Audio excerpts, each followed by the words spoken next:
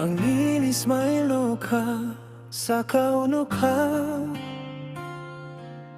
Asal isimi ani buka tungwi mano.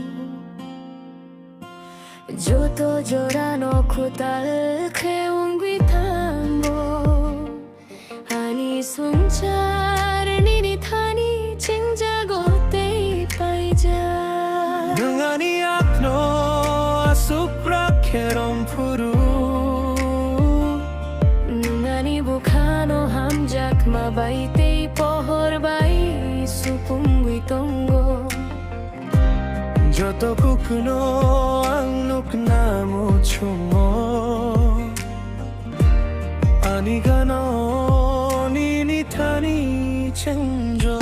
Nungani ang maitong di molbrum hamjak mase ang nukmani. Salni bising tui waisani bising tui. Chintei kaisa ke kurang bitong nai sawani.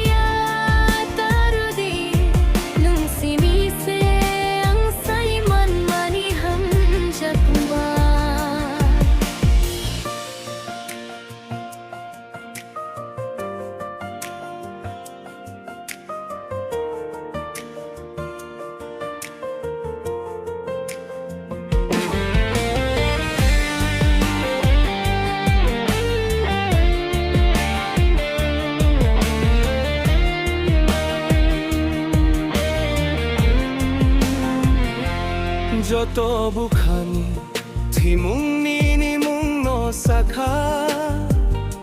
Nini thani tong nai lang masulai jatla. Joto saro joto hor nang se ani khatuma ani lama hor nai pahar. Kuthalai wito